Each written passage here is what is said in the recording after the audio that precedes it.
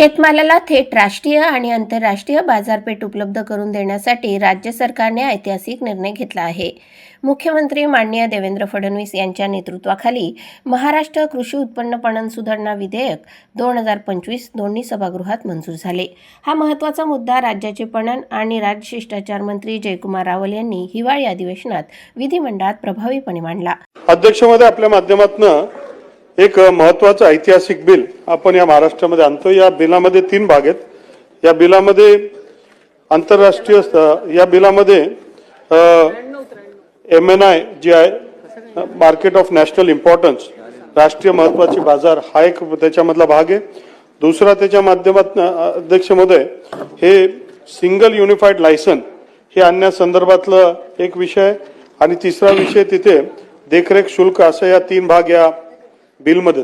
अध्यक्ष महोदय, महाराष्ट्र आणि देश आपला कृषी प्रधान देश आहे. महाराष्ट्रामध्ये आणि आपल्या देशामध्ये कृषी पिकवण्याचं काम पिढी दर पिढी अनेक वर्षापासून करतो. पण अध्यक्ष महोदय, याच्या माध्यमातून आपल्याला विकणं हे फार महत्वाचं आहे आणि विक्रीला फार मोठी अडचण येत असते. पोस्ट हार्वेस्ट फार मोठी अडचण येत असते. अध्यक्ष महोदय, महाराष्ट्र प्रत्येक क्षेत्रामध्ये अग्रगण्य राहिलेला आहे आणि म्हणून महाराष्ट्राने राष्ट्रीय धोरण हे स्वीकारलंय. त्याच्या माध्यमातून अध्यक्ष महोदय मानस सरकारचा असा आहे की जगातलं सर्वात मोठं मार्केट, इंटरनॅशनल मार्केट हे महाराष्ट्रामध्ये स्थापन करावं, अशा प्रकारचा प्रयत्न याच्यामध्ये या माध्यमातून अध्यक्ष महोदय आंतरराष्ट्रीय स्तराचं एक मार्केट आपण स्थापन करावं. त्याच्या माध्यमातून जे राज्यामध्ये जे आपलं शेतामध्ये जो माल पिकतो तो सारा राज्यामध्ये, तो देशामध्ये आणि आंतरराष्ट्रीय स्तरामध्ये सात समंदर पार आपलं फळ, भाजीपाला, फुले, धान्य, मासे असतील, पोल्ट्री असेल, हे सगळं जाऊ शकेल. अध्यक्ष महोदय, एक इंटिग्रेटेड प्लॅटफॉर्म आपण याच्या माध्यमातून तयार करणार. अध्यक्ष महोदय, त्याच्यामध्ये cleaning, grading, storing, primary processing, packaging, parking असेल, त्याच्यामध्ये त्याच्या जवळ हायवे, रेल्वे, एअरपोर्ट, सीपोर्ट असं असू शकेल. आणि अध्यक्ष महोदय, या धोरणामध्ये जे कृषी उत्पन्न बाजार समिती 80,000 टनच्या वर वर्षामध्ये जे काम करतात, त्याचबरोबर ज्यांचे 2 राज्यापेक्षा अधिक कार्य आहेत असे सुद्धा मार्केटांचा याच्यामध्ये विचार करण्यात येईल. अध्यक्ष महोदय, हे जे इंटरनॅशनल एक जे दुसरा त्याच्यामधला भाग आहे सिंगल युनिफाईड लायसन्स, एकीकृत एकल व्यापार लायसन्स आपण ज्याला म्हणतोय. अध्यक्ष महोदय, आता एक देश एक मार्केट म्हणून आता सगळीकडे झालंय. एखादा आपल्या मार्केट कमिटी मधला शेतकऱ्याचा माल त्याला जर त्याच्या मार्केटमध्ये, त्याच्या जिल्ह्यामध्ये, राज्यामध्ये, देशामधनं कुठेही विकायचं असेल तर त्याला ई-नाम प्लॅटफॉर्मच्या माध्यमातून ही संधी या लायसन्सच्या माध्यमातून जो लायसनदार आहे तो खरेदीकार करू शकेल आणि मग एक फार मोठं मार्केट आपल्या या शेतकऱ्यांना मिळू शकेल. त्याचबरोबर हे जे मार्केट कमिटी आहेत अध्यक्ष महोदय, यांना देखरेखचा शुल्क आपल्याला मिळत असतो, ज्याला आपण सुपरविजन चार्जेस म्हणतो.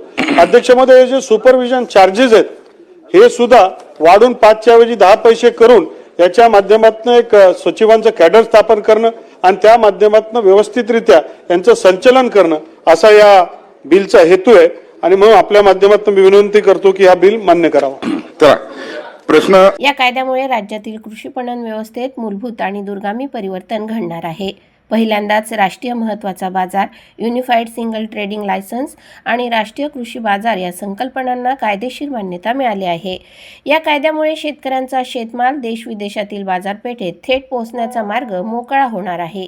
ई-नामची प्रभावी अंमलबजावणी, पारदर्शक व्यवहार आणि स्पर्धात्मक बाजार रचना यामुळे शेतकऱ्यांचे उत्पन्न वाढण्यास मदत होणार आहे. राज्यातील सर्व बाजारांमध्ये एकच ट्रेडिंग लायसन्स लागू होणार आहे. इतर राज्यांनी दिलेले युनिफाईड ट्रेडिंग लायसन्स महाराष्ट्रात वैध मानले जाणार आहेत.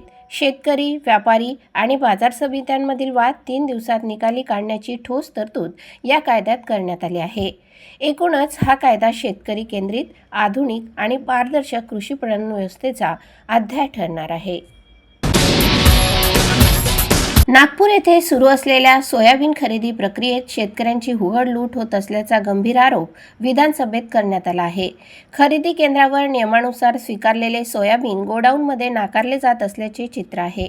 अवघ्या 9% ओलावा असलेले सोयाबीनही नाकारले जात असल्याने शेतकरी मोठ्या अडचणीत सापडले आहेत. काँग्रेसचे ज्येष्ठ आमदार विजय वडेट्टीवार यांनी गंभीर आरोप केले आहेत. खरेदी केंद्र सुरू करण्यासाठी बीड येथील एका व्यक्तीमार्फत 4 लाख रुपयांची मागणी होत असल्याचा आरोप त्यांनी सभागृहात केला। हा मुद्दा विधानसभेत गाजला। विरोधी सदस्यांच्या प्रश्नांच्या बडीमारात पणन मंत्री जयकुमार रावल यांनी खुलासा करण्याचा प्रयत्न केला, मात्र शेतकऱ्यांच्या प्रश्नावर ठोस उत्तर न मिळाल्याने सरकारची कोंडी झाल्याचे चित्र दिसून आले। जयकुमार रावल साहेब आहे, आपण काल जे उत्तर दिलं, मी काल आपण जे उत्तर दिलं त्यामध्ये आम्ही काही प्रश्न उपस्थित केले होते। अध्यक्ष महोदय, फार गांभीर्यानं सांगतो, बघा मी तुमच्या पुढे रिजेक्ट झालेला सोयाबीन पाठवत आहे, रिजेक्ट झालेला या सोयाबीनची प्रत पहा तुम्ही, शेतकरी वाचेल की नाही। अध्यक्ष महोदय, फार गंभीर आहे, शेतकऱ्यांच्या जीवन मरणाचा प्रश्न आहे म्हणून मी बोलतोय। हा सोयाबीन रिजेक्ट केला आहे, या शेतकऱ्याचं नाव आहे राठोड साहाव, हा माणूस आहे राठोड साहाव, हा माणूस आहे माहुरगड किनवट तालुक्यातील बोबगाव हे एक। हा रिजेक्ट होऊ शकतो का? तो शेतकरी रडत आला काल प्रश्न उपस्थित केल्यानंतर। हा दुसरा शेतकरी, अध्यक्ष महोदय, हा तिसरा शेतकरी, हे पूर्ण नांदेड आणि यवतमाळ जिल्ह्यातले शेतकरी आहेत, यांच्या नावासह इथे चिठ्ठी आहे। हा सोयाबीन जर रिजेक्ट झाला, फक्त 9% मास्टर आहे, 9%। मी आपल्याला अध्यक्ष महोदय सांगतो, विनंती करून बघा, तर मी काल जे बोललो, मला कोणी तुम्ही लोकांनी माझी थोडीशी टिंगल केली, तुम्ही त्यांच्या भावना समजून घ्या, तुम्ही भावना समजा। काय झालंय, तुमच्या सेंटरवर हा माल जातो ना, तो सेंटरवाला खरेदी करतो, पण गोडाऊन मध्ये ज्यावेळेस हा माल जातो ना, तो रिजेक्ट करतो। त्यामुळे हे सर्व सेंटरवाले हा सगळा माल आता घेत नाही सेंटरमध्ये, खरेदी सुरू बंद झाली आहे। 550 की काहीतरी तुम्ही सेंटर सांगितलं ना मंत्री महोदय, तुम्हाला एक सांगू, मी त्याच्या पुढे बोलत नाही, मी एक नाव आणि नंबर वाचून दाखवतो। त्या माणसाचं नाव आहे अखिल, बीड येथील खाजगी माणूस आहे अखिल। मोबाईल नंबर सांगतो, 9970219645। हा माणूस प्रत्येक सेंटर मंजूर करायसाठी 4 लाख रुपये घेतो, 4 लाख रुपये। आणि नाव काय सांगतो माहिती आहे, तुमचे OSD अभिजित पाटील, आणि गरजेचं नाव सांगतो, पाहिजे तुम्हाला मी नावात सकट सांगितलं, याचा मोबाईल तपासून घ्या, 9970219645 हा नंबर आहे। हा अखिल नावाचा माणूस आहे, बीड जिल्ह्यातील आहे, आणि गरजेचा नाही। अध्यक्ष महोदय थांबा, ते कुठे घेऊन चाललात?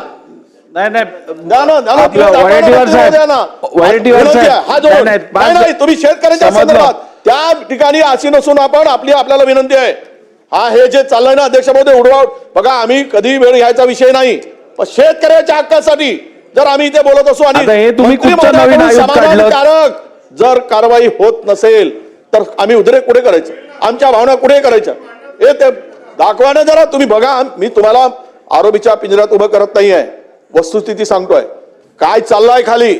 हे सेंटर 1200 सेंटर, 500 सेंटरवर पैसे वसूल केलेत। ठीक आहे।